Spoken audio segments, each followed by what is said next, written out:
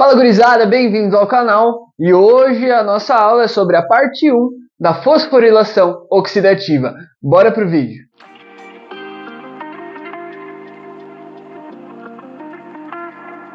Gurizada, vamos entender o negócio então. Fosforilação oxidativa. Aqui a gente tem dois nomes, dois processos ocorrendo junto e de início, como eu já fiz no quadro, você consegue ver que a gente tem uma fase 1 e uma fase 2. Apesar de a gente falar essa etapa metabólica, que é a fosforilação oxidativa, nessa ordem, ela ocorre ao contrário. Então, primeiro ocorre a oxidação e depois a fosforilação. Vamos só entender o que é cada uma delas, já que a gente vai falar da oxidação nesse vídeo.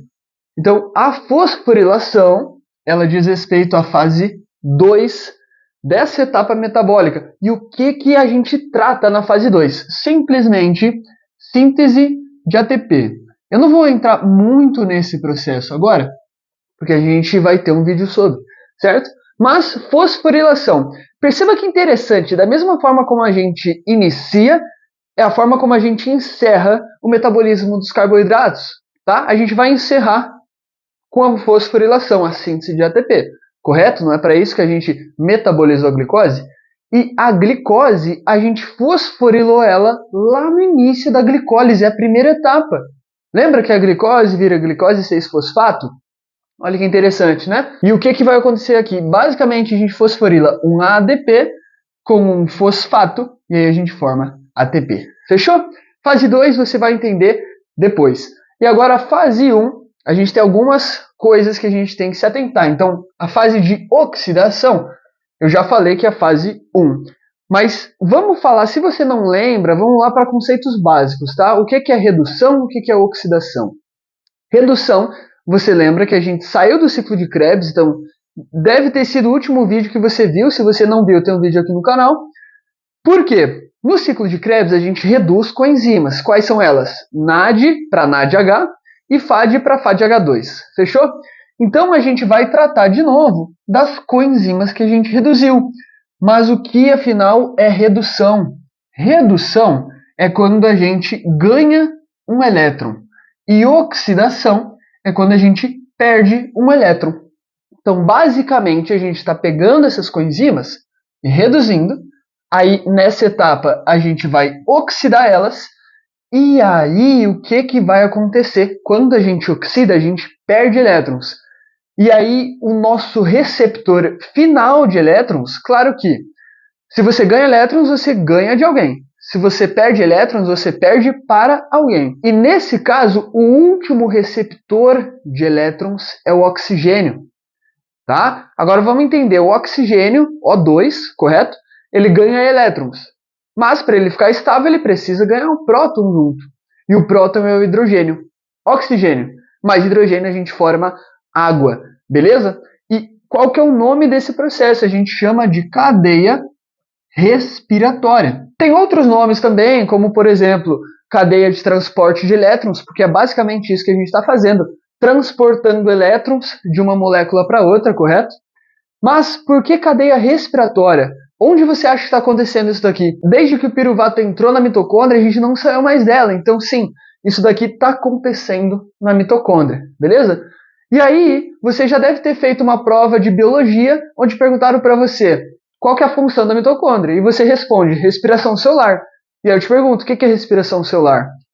É isso daqui, tá? Por que respiração? Quando a gente respira, a gente bota para dentro o quê? Oxigênio. O piruvato só entra na mitocôndria se tiver oxigênio, por isso é uma via aeróbia, correto?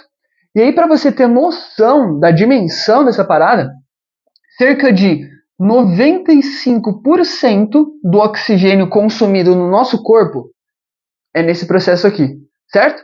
Então, veja a dimensão. E aí, no final, eu falei para você que o oxigênio vai receber prótons de hidrogênio. E aí ele vai se transformar em água, tá? Mas a gente tem um objetivo principal nesse processo. Não é reduzir oxigênio, não é produção de água. É produzir um gradiente de prótons. E nesse caso, o próton que eu me refiro é o hidrogênio. Só a termos de ilustração, falei para você que isso está acontecendo dentro da mitocôndria. Então vamos só listar as estruturas, correto? Pensa que eu dei um zoom bem na membrana da mitocôndria, fechou?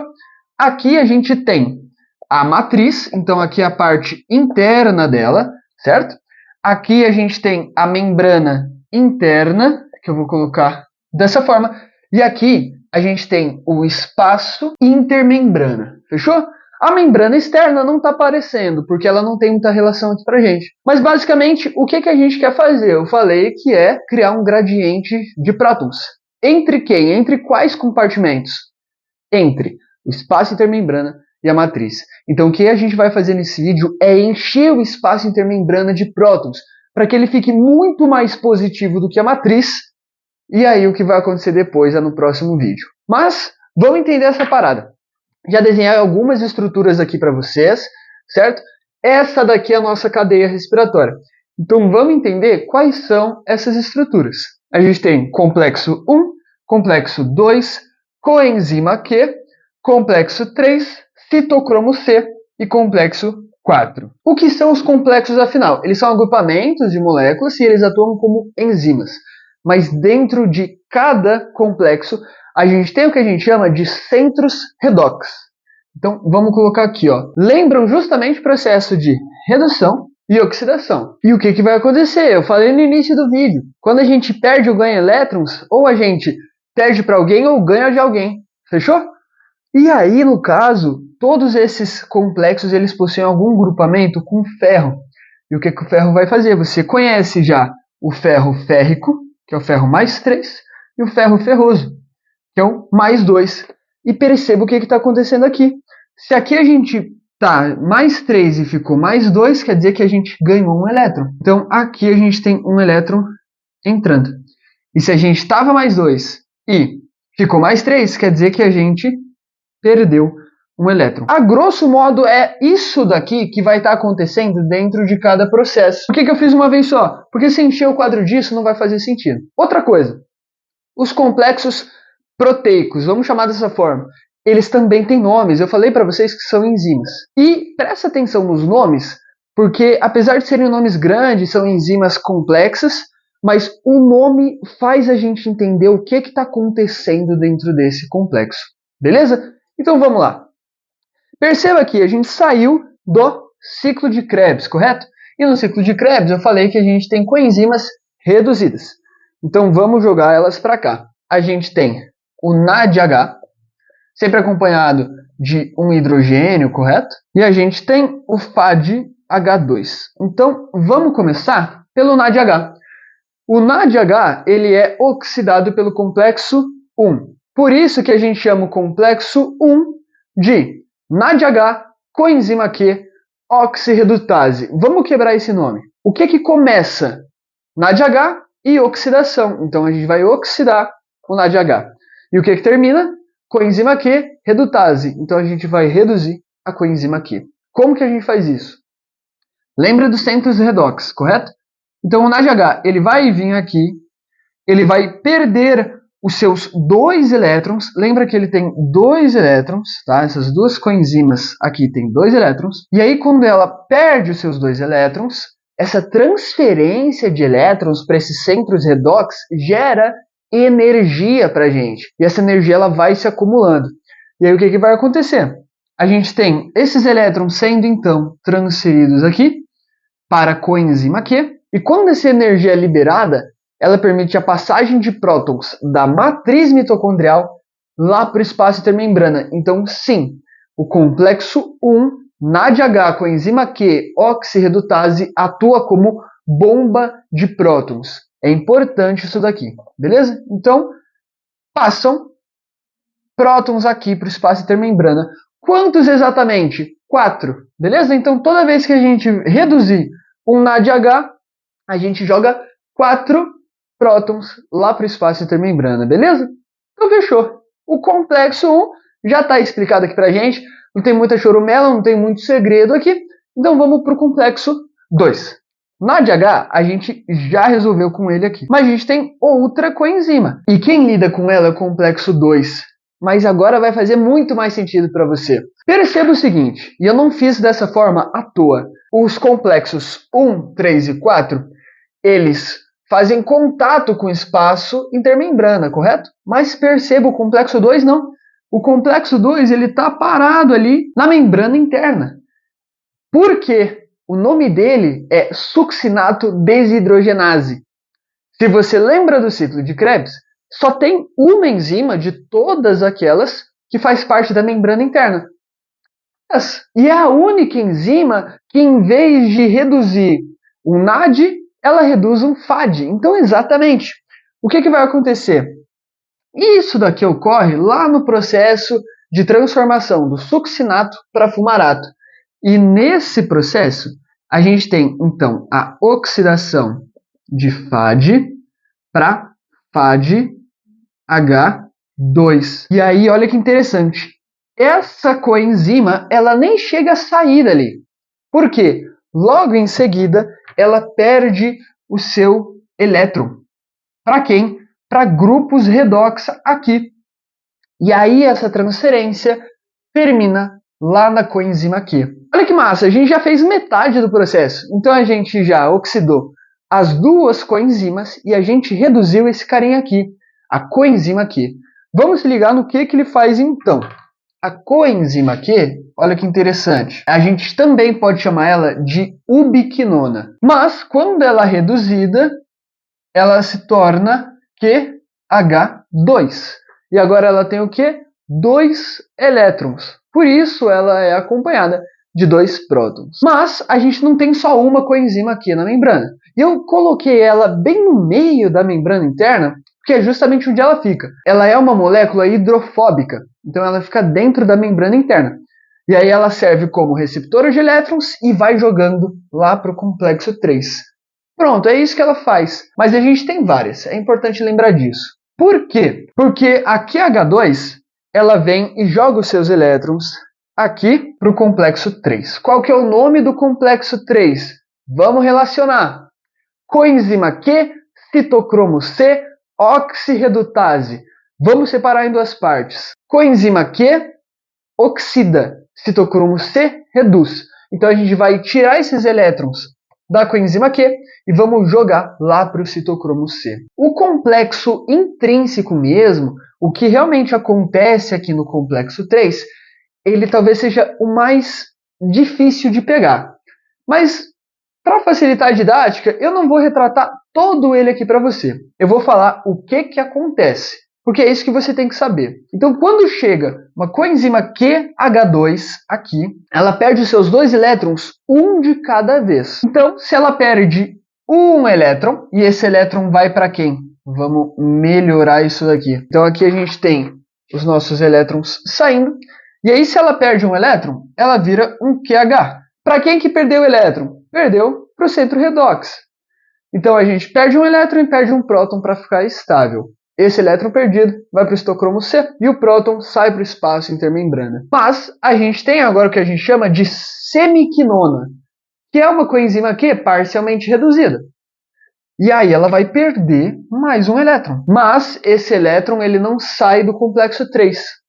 Ele fica aqui dentro. No entanto, esse hidrogênio aqui, ele sai.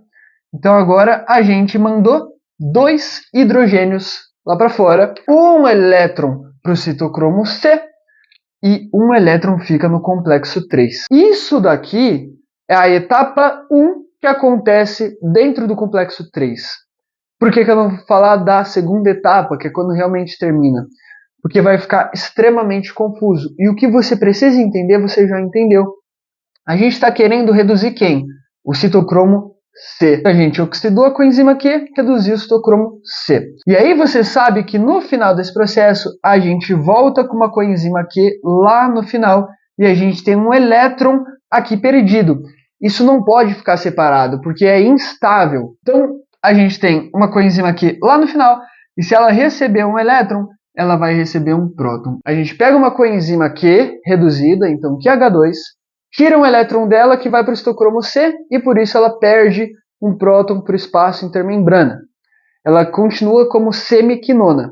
Ela perde um elétron para o complexo 3 e perde o outro próton para o espaço intermembrana. A coenzima Q resultante e o elétron resultante se unem e recebe mais um próton, que volta a ser semiquinona. E essa setinha está aqui porque o próton que a coenzima Q vai receber, ela vem justamente da matriz mitocondrial. Resumindo, atua como bomba de prótons? Sim, porque nesse processo o complexo 3 permite a jogada de prótons para o espaço intermembrana, mas não é igual a isso daqui. Aqui a gente pega da matriz mitocondrial e joga para lá. Aqui a gente pega aqueles que já estão juntos na coenzima Q e joga para o espaço intermembrana. Mas sim, a gente retira prótons da matriz mitocondrial, porque a gente vai reduzindo de forma parcial a coenzima Q que fica liberada ali no final, beleza? Lembra, como eu falei para você, coenzima Q a gente não tem só uma não. E citocromo C também não, a gente tem vários. Eu desenhei ele justamente aqui porque sim, ele é uma proteína periférica da membrana interna. Mas o citocromo C, ele só recebe um elétron por vez. E aqui você vai ter que raciocinar um pouquinho. Ele vem para a etapa final, que é o complexo 4. Chuta o nome desse complexo. Citocromo C oxidase. Pronto, não é isso que a gente quer? A gente não quer oxidar o nosso citocromo C? Exatamente. Mas olha o raciocínio. Aqui a gente tem uma molécula de oxigênio, correto? O2. Se a gente jogar um elétron, vai ficar estranho, correto? Porque não tem como a gente reduzir ela totalmente dessa forma. Como que a gente vai reduzir o oxigênio? Transformando ele em água. Você sabe que a gente precisa de 2 elétrons para a gente ter 2 prótons aqui, correto? Eu vou falar para você que bem no fim a gente resulta aqui com 4 elétrons. Como? A partir de 4 citocromo C. Faz sentido? Se cada citocromo C traz um elétron, a gente precisa de 4 para trazer 4. E bem no fim, eles vão sendo segurados aqui dentro e vão se acoplando aqui ao oxigênio. Por quê? Quando a gente pega 4 elétrons e traz com 4 prótons dessa matriz, a gente pega 4 hidrogênios mais 2 oxigênios e o resultado disso aqui é 2 moléculas de água, correto? 2H, 2O. Pronto, acabou. É esse o processo que acontece.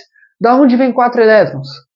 De 4 citocromo Cs que jogaram seus elétrons para citocromo C oxidase. Mas não acabamos. Por quê? Porque a gente tem 3 bombas de próton nesse processo. Complexo 1, complexo 3, complexo 4. Como? Essa transferência de elétron, eu falei para você, cara, ela gera energia, tanto lá quanto aqui. Então o que vai acontecer? Mais 4 prótons, então eu vou até desenhar separado, porque não são os mesmos, eles são bombeados através desse complexo. Beleza? Olha que massa! E aí, bem no fim, a gente oxidou nossas coenzimas, fizemos todo esse processo de transferência de elétrons e a gente terminou com um baita gradiente de prótons, que era isso que a gente queria desde o início. Então, gurizada, eu espero ter realmente esclarecido esse assunto para vocês. Bioquímica não é uma parada fácil, mas se você entender por que isso daqui está acontecendo, fica muito mais tranquilo e fácil de entender. Então, se você gostou realmente desse vídeo, se inscreve no canal, curte esse vídeo e até a próxima. Valeu!